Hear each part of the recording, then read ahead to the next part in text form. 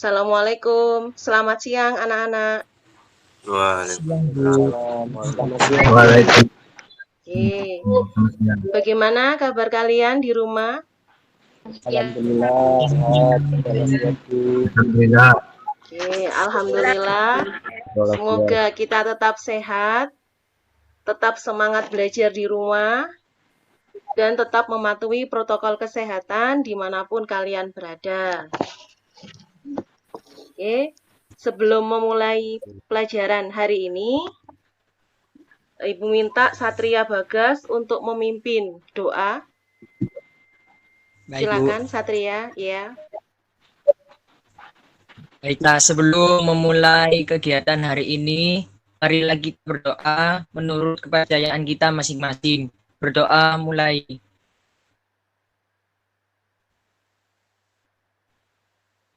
Berdoa selesai.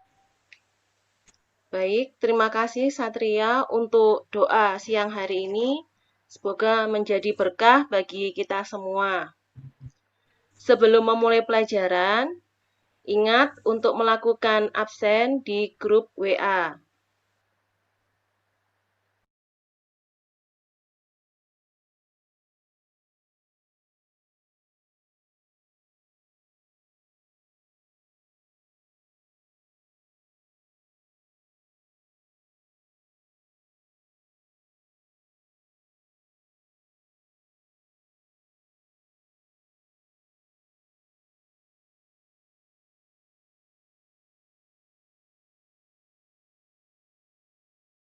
Masih ada yang mengingat minggu kemarin kita belajar apa? Ya, siapa yang mau menjawab? Ya, Risandi. Kelebihan dan kekurangan masa Orde Baru. Oke, Risandi sudah menjawab tepat. Minggu kemarin kita belajar tentang kelebihan dan kekurangan pemerintahan Indonesia pada masa Orde Baru. Oke, sekarang kita lanjut untuk pelajaran hari ini. Nah, di antara kalian ada yang pernah melihat gambar ini? Mungkin di buku paket atau internet, ada yang bisa menjelaskan? Silakan. Ya, Andika Hafiz, bagaimana? Mungkin itu pengunduran diri Soeharto. Oke, ya tepat. Pengunduran diri dari Pak Soeharto, benar? Ya, jadi ini adalah gambar dari Pak Soeharto, pidato pengunduran diri, di mana Pak Soeharto menyerahkan kekuasaan presidennya kepada wakilnya, yaitu Pak Habibie, yaitu tanggal 21 Mei 1998.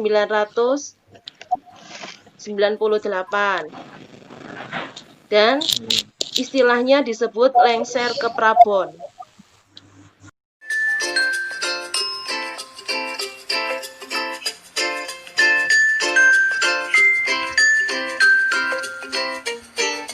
Kan?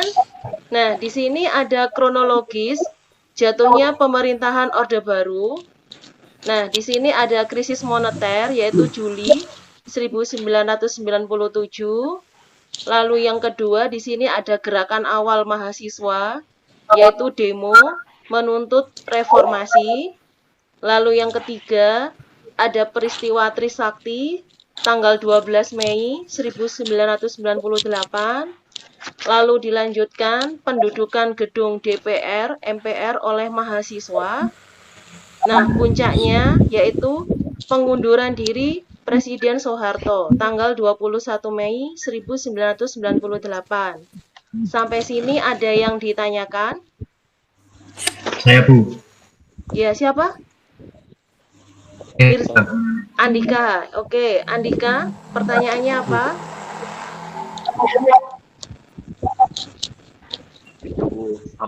Apa yang terjadi pada peristiwa Trisakti? Apa kok dinamai peristiwa Trisakti? Oke, benar. Pertanyaannya sudah tepat. Apa itu peristiwa Trisakti? Yaitu peristiwa penembakan terhadap 4 mahasiswa yang terjadi pada tanggal 12 Mei 1998 atas nama Elang Mulia Lesmana, Heri Hertanto, Hafidin Royan, dan Hendrawan. Ini adalah demo mahasiswa aksi damai dari Universitas Trisakti. Oke, terima kasih. Pertanyaannya, kita lanjut.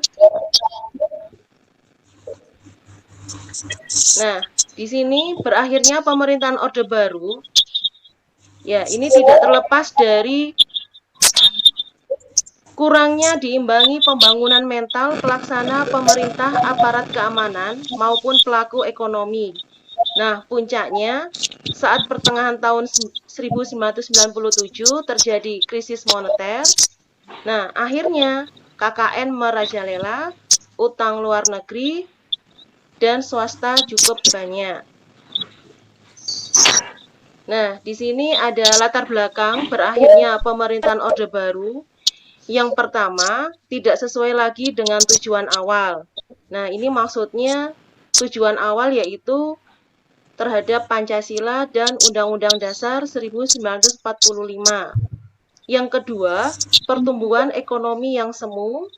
Yang ketiga, banyaknya korupsi, kolusi, dan nepotisme. Dan yang keempat, pemerosotan nilai rupiah, $1 15.000.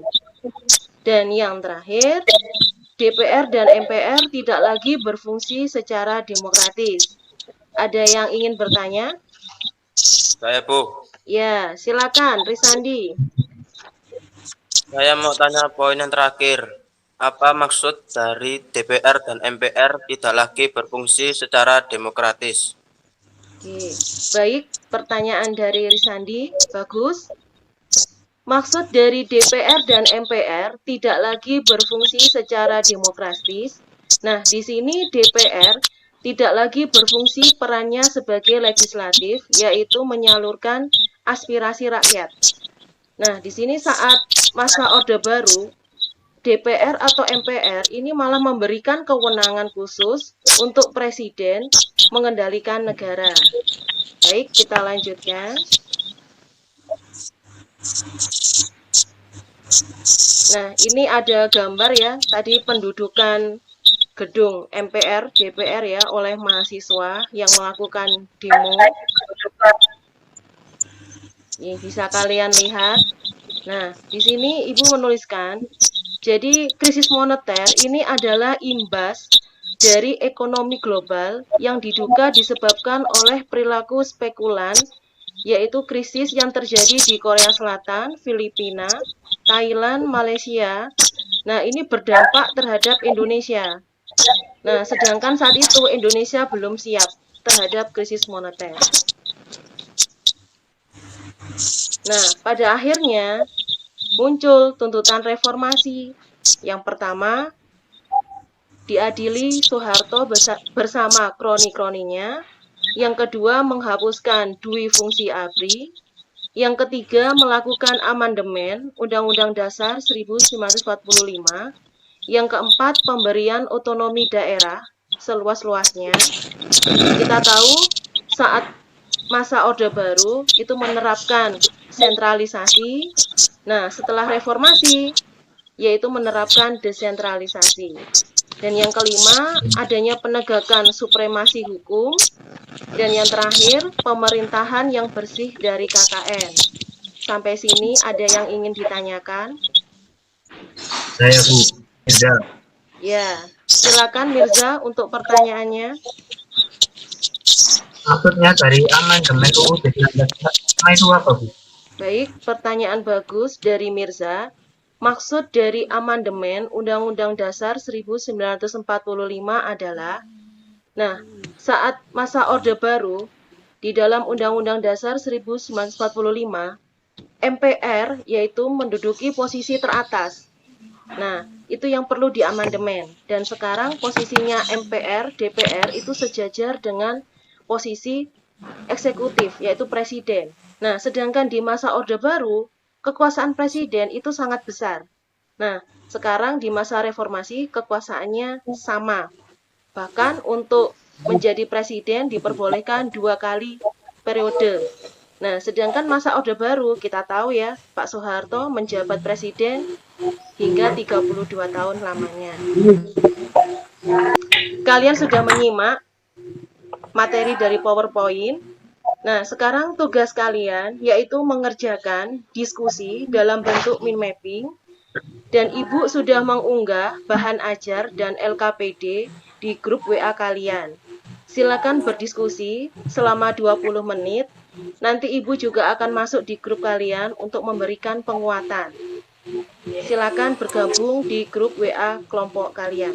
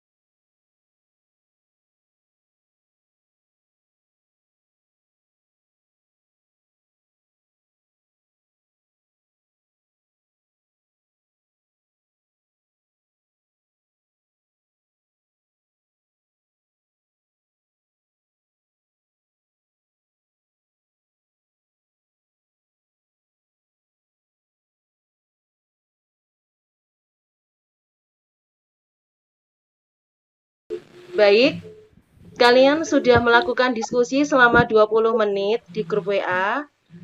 Sekarang kalian mempresentasikan hasil diskusi mind mapping. Silakan dari kelompok 1 dulu.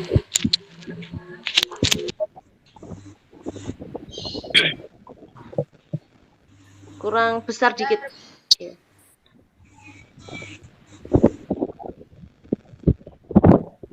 Oke.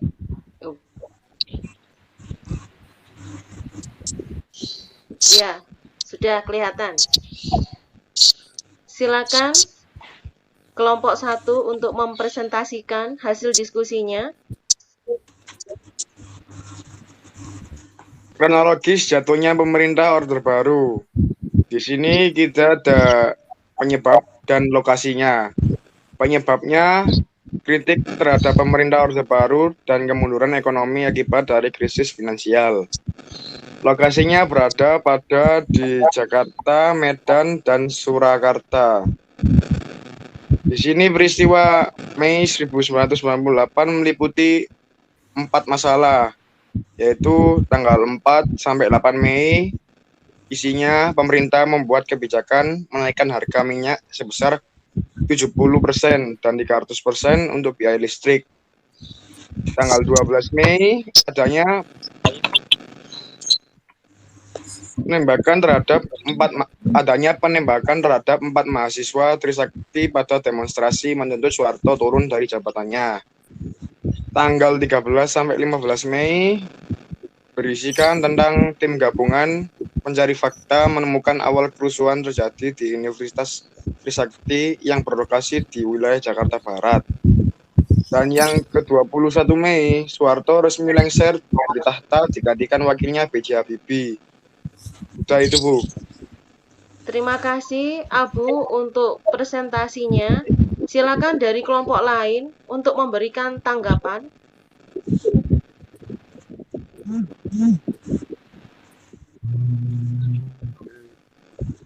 Mungkin teman-teman ada yang mau bertanya, silahkan. Dari pihak mana saja? Saya, Bu. Ya, siapa? Mirza, silakan pertanyaannya. Mengapa bisa terjadi krisis finansial pada saat itu? Ya, silakan Abu untuk dijawab. Kenapa bisa terjadi krisis finansial? Baik, silakan jawabannya untuk dari kelompok 1.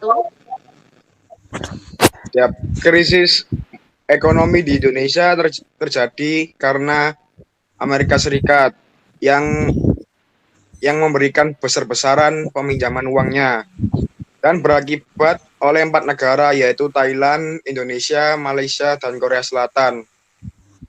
Hal tersebut kemudian menjadi overvaluation terhadap mata uang kelompok macan Asia Timur seiring meningkatnya harga domestik mereka.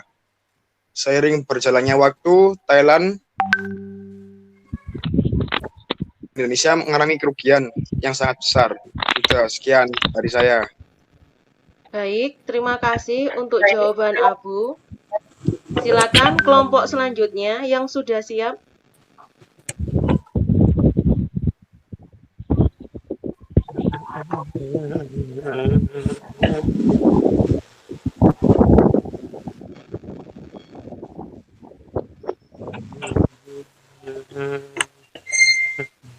Saya, Bu, dari kelompok 2.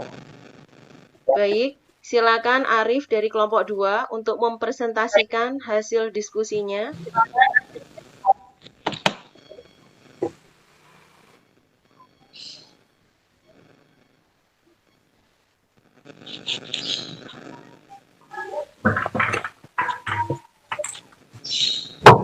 Krisis politik ada 4, yaitu 1.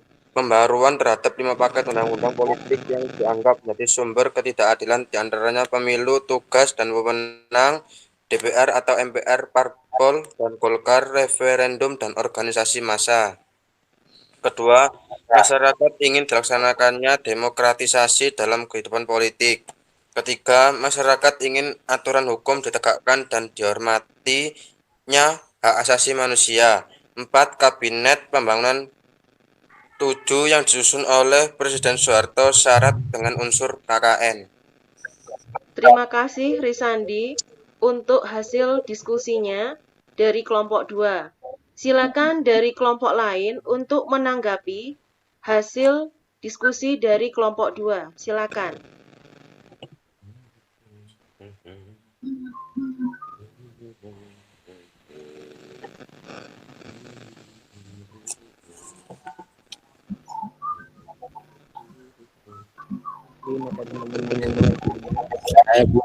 Ya, silakan Andika untuk pertanyaannya. Untuk poin yang ketiga, masyarakat kan ingin aturan hukum berlaku. Aturan hukum seperti apa yang diinginkan masyarakat? Baik, untuk pertanyaan Andika, silakan dari kelompok 2 untuk menjawab pertanyaan dari Andika.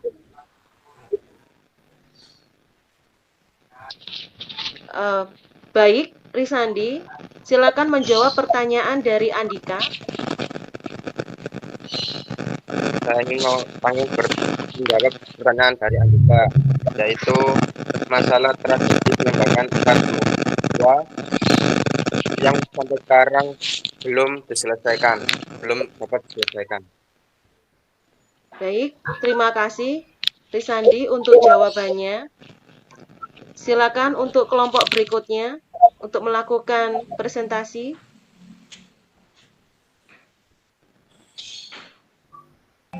Saya, Bu, dari kelompok 3. Silakan Eka untuk menampilkan hasil mind mapping-nya.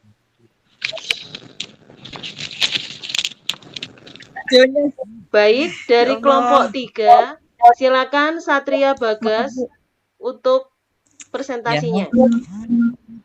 Ya baik Bu. Berakhirnya pemerintah Indonesia pada masa Orde Baru. Krisis kepercayaan masyarakat tidak percaya lagi pada pemerintah. Faktor penyebabnya ada 2.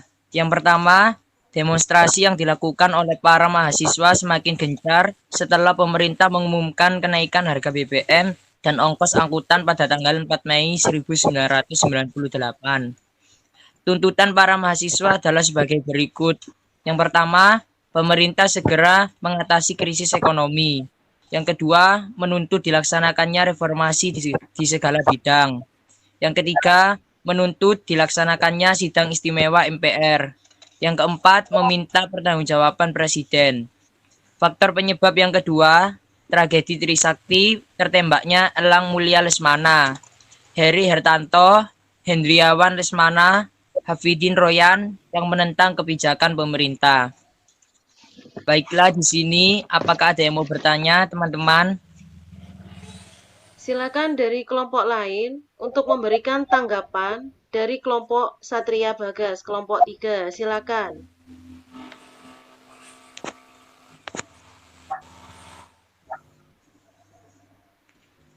Ya, silakan. Siapa yang ingin bertanya? Maksud dari Mirza, Bu. Oke, silakan Maksud Mirza. dari sidang istimewa MPR itu gimana? Baik, Satria, silakan untuk menjawab pertanyaan dari Mirza. Baik, di sini saya akan menjawab pertanyaan dari teman saya Mirza yang poin ketiga, menuntut dilaksanakannya sidang istimewa MPR. MPR mengultimatum Presiden Soeharto untuk mengundurkan diri. Baik, terima kasih jawaban untuk Satria. Silakan untuk kelompok terakhir untuk melakukan presentasi. Ya Bu, sebentar Bu.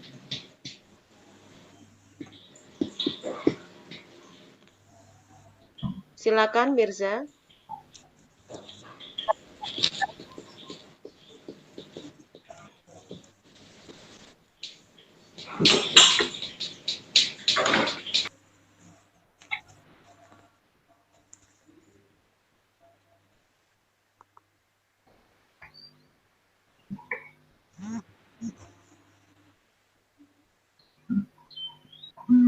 Silakan Mirza untuk menyampaikan hasil diskusi min mapping-nya dari kelompok 4.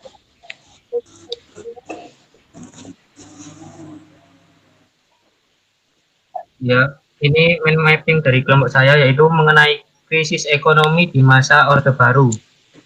Di krisis ekonomi ini ada faktor atau penyebabnya. Satu, peletakan dasar-dasar ekonomi yang lemah, terjadinya inflasi yang tinggi. Yang kedua, terjadinya inflasi yang tinggi. Yang ketiga, merosotnya nilai tukar rupiah. Yang keempat, tingginya beban utang luar negeri. Serta juga terdapat dampaknya, yaitu dampaknya juga terkena kepada masyarakat, yaitu banyaknya perusahaan melakukan PHK, pengangguran merajalela, kemiskinan di mana-mana, dan daya beli masyarakat rendah. Dari mind mapping kelompok saya ada yang bisa ditanyakan? Baik, sebentar. Baik, terima kasih Mirza untuk presentasinya. Silakan dari kelompok lain untuk menanggapi hasil diskusi dari kelompok 4. Silakan. Saya Bu, Silakan Arif untuk pertanyaannya.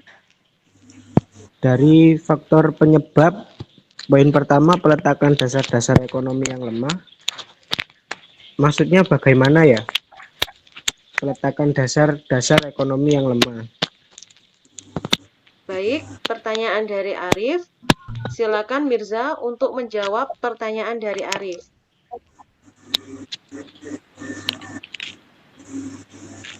Ya, kalau menurut saya peletakan dasar-dasar ekonomi yang lemah yaitu terjadi di dalam pemerintahan, di mana hal itu terjadinya KKN, yaitu kolusi, korupsi, dan nepotisme. Dan ini ada hubungannya dengan korupsi, di mana hal ini juga dapat melemahkan ekonomi negara. Nah, hanya itu yang saya bisa sampaikan. Baik, terima kasih. Jawaban dari Mirza sudah tepat. Silakan untuk pertanyaan selanjutnya.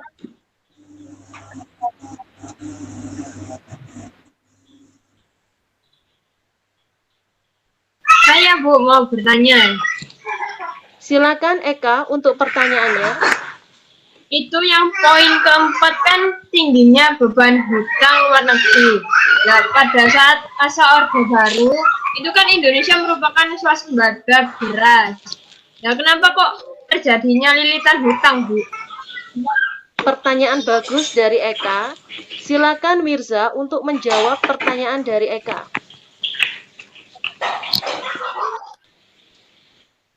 Ya, saya akan menjawab pertanyaan dari Eka, yaitu masyarakat tidak banyak yang mengetahui bahwa saat pertama kali Presiden Soeharto menjabat, Presiden Soeharto telah menghutang kepada negara-negara barat. Oke, terima kasih. Jawaban dari Mirza, ya Ibu betul kan?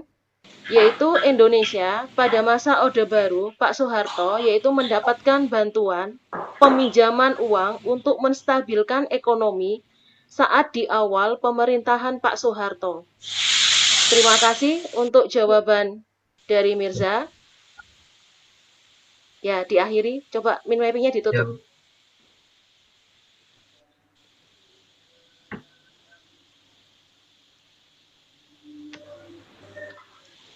Baik, terima kasih untuk presentasinya. Kalian sudah melakukan yang terbaik dan luar biasa hari ini.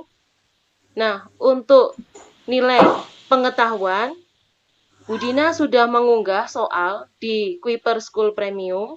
Setelah pembelajaran hari ini, kalian kerjakan.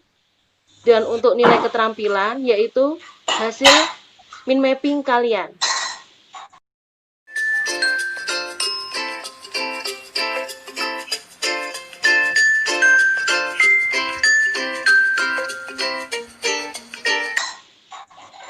Sebelum kita akhiri, silakan yang bisa membuat kesimpulan pembelajaran kita pada hari ini.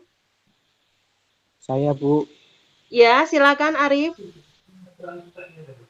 Kesimpulan pembelajaran pada hari ini yaitu krisis moneter membuka jalan bagi kita menuju terwujudnya kehidupan berdemokrasi yang sehat, yang selama ini terkukung oleh sistem kekuasaan Orde Baru yang serba menguasai semua sisi kehidupan bermasyarakat dan bernegara. Sekian kesimpulan dari saya. Baik, terima kasih Arif untuk kesimpulannya. Baik, siapa yang bisa membuat refleksi kegiatan pembelajaran kita pada hari ini? Saya, Bu. Saya, Ibu. Silakan Risandi. Pemuda zaman sekarang harus berperan aktif dalam pembangunan bangsa. Pemuda Indonesia juga harus bisa menempatkan dirinya sebagai pemuda yang progresif, agresif, dan dinamis dengan tetap menjaga dan menjunjung tinggi nilai-nilai budaya karena di pundak pemuda bangsa ini dititipkan.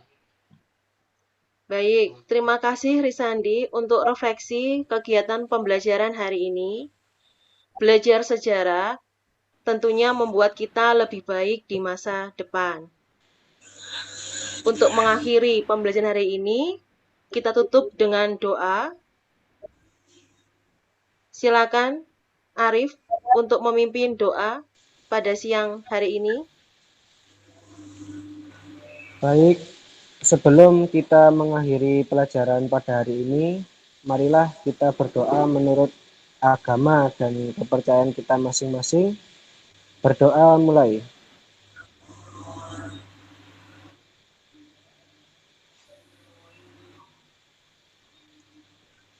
Berdoa selesai. Terima kasih Arif untuk doa penutup pembelajaran hari ini. Semoga membuat berkah pada kita semua. Pesan Ibu, tetap semangat belajar di rumah, tetap menjaga protokol kesehatan dimanapun kalian berada. Ibu akhiri, Assalamualaikum warahmatullahi wabarakatuh. Selamat siang anak-anak. Ya, terima kasih.